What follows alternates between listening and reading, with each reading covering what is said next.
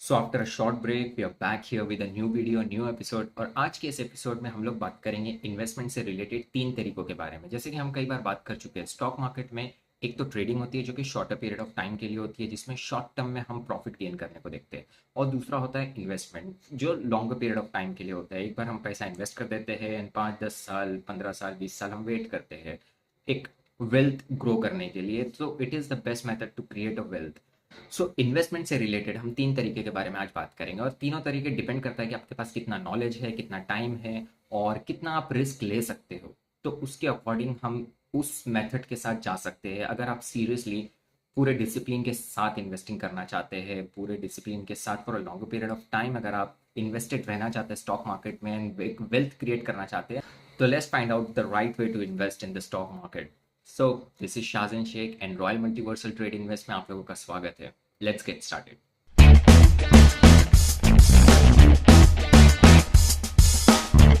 So again, I repeat, we are not talking about the trading, we are talking about only investment. So trading के बारे में हम बात नहीं कर रहे। ट्रेडिंग बहुत शॉर्टर पीरियड ऑफ टाइम के लिए होती है। कम वक्त में लोग पैसा बनाने को देखते हैं कि सस्ते में किसी स्टॉक को खरीद लिया, इंट्राडे एक ही दिन में बेच दिया, या 2 3 दिन वेट करके हफ्ता 2 हफ्ता वेट करके उसको सेल कर दिया। वो एक ट्रेडिंग होती है जो शॉर्टर पीरियड ऑफ टाइम के लिए होता है। उसमें लॉस एंड प्रॉफिट दोनों 50-50 हो सकता है। तो हम ट्रेडिंग के बारे में फिलहाल बात नहीं कर रहे हैं। We are only talking about the investing, and investing वो भी डिसिप्लिन वाली इन्वेस्टिंग, एक लंबे समय के लिए 5 साल मिनिमम, 5 साल 10 साल 15 साल की इन्वेस्टिंग के बारे में हम लोग बात करें। तो सबसे पहला जो मेथड है जो हम लोग इन्वेस्ट कर सकते हैं वो है इन्वेस्ट इन इक्विटी। ठीक है।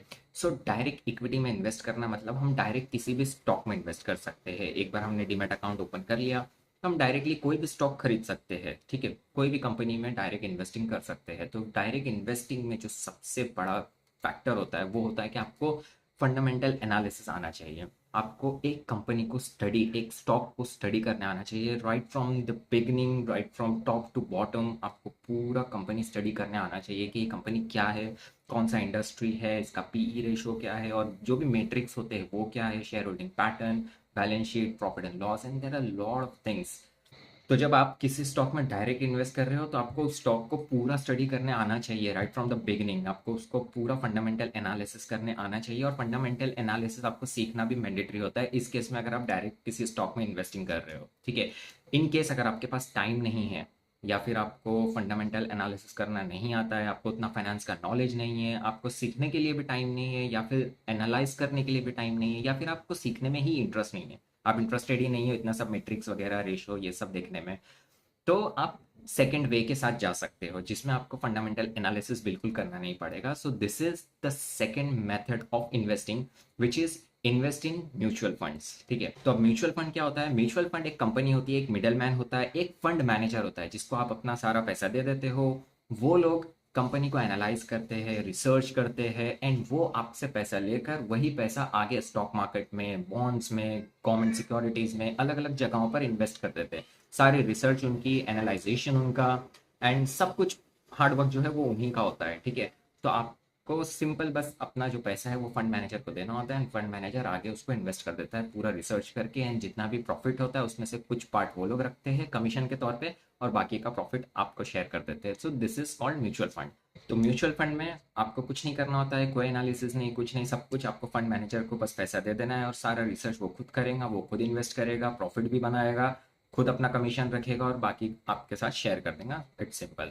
अब अगर आपको म्यूचुअल फंड वाला मेथड भी अगर ठीक नहीं लगता, आपको लगता है कि नहीं किसी को बीच में नहीं होना चाहिए, मुझे किसी को कमीशन नहीं देना है एंड ऑल, और आपको फंडामेंटल एनालिसिस भी नहीं आता है, फर्स्ट मेथड के साथ भी नहीं जा सकते हो, सेकंड मेथड में आप इंटरेस्टेड नहीं हो, so third and the most safest option जो मैं मानता हूँ एक फ्रेशर के लिए, एक न्यू कमर के लिए जो बहुत ज़्यादा रिस्क लेने से भी डरते हैं, जिनको बहुत ज़्यादा नॉलेज भी नहीं है, वो जा सकते हैं थर्ड मेथड के साथ, जो कि है इन्वेस्ट इन ईटीएफ। ईटीएफ होता है exchange traded fund.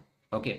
So basically ETF जो है वो इंडेक्स होता है, जैसे निफ्टी 50 है, सेंसेक्स है। निफ्टी 50 एंड सेंसेक्स के बारे में मैं ऑलरेडी बता चुका हूँ, तो अगर आप वो वीडियो नहीं देखो तो वो जाकर चेक कर सकते हो, आई बटन पे मैं उसका लिंक दे दूंगा। बेसिकली निफ्टी 50 है, सेंसेक्स एक लिस्ट है, लिस्ट ऑफ द कंपनीज जो बेस्ट परफॉर्मेंस टॉप परफॉर्मर्स होती है उनका एक लिस्ट होता है। ठीक है, उनका इंडेक्स होता है। ठीक है। तो ईटीएफ्स भी सेम निफ्टी 50 और सेंसेक्स के जैसे ही एक लिस्ट ऑफ द कंपनीज होता है। ठीक है, एक इंडेक्स होता है ईटीएफ भी, जिसमें बहुत सारी कंपनीज होती है, एक से ज्यादा कंपनीज होती है, 10 12 15 20, ऐसी बहुत सारी कंपनीज होती है एक ईटीएफ के अंदर, ठीक है। तो उसमें आप डायरेक्ट इन्वेस्ट कर सकते हो। अब चूंकि ईटीएफ खुद इंडेक्स होते हैं तो ये फॉलो भी इंडेक्स को ही करते हैं, निफ्टी 50 को और सेंसेक्स को, ठीक है। और यूएस के जो ईटीएफ्स होते हैं वो यूएस के इंडेक्सेस को फॉलो करते हैं, जैसे कि Nasdaq, Dow Jones, S&P 500, simple. तो बेसिकली शॉर्ट टर्म तो छोड़ दो, बट लॉन्ग टर्म में हमेशा इंडेक्सेस जो है वो ऊपर ही जाते हैं। जैसे जैसे इकोनॉमी जीडीपी आगे बढ़ती है वैसे वैसे इंडेक्सेस ऊपर ही जाते हैं, और जैसे जैसे इंडेक्स ऊपर जाते हैं ईटीएफ भी उनको ही फॉलो करते हुए ऊपर जाते हैं। So this is the safest option, safest way to invest in ETFs. और ईटीएफ्स में ऐसा है कि आप अगर एक ईटीएफ खरीद लेते हो, एक ईटीएफ में भी पैसा डाल देते हो, तो आपका पैसा खुद ही डाइवर्सिफाई हो जाता है, आपका पोर्टफोलियो खुद ही डाइवर्सिफाई। आपने एक ईटीएफ में अगर पैसा डाला तो आप खुद ही 10-12 कंपनीज में इन्वेस्टेड हो।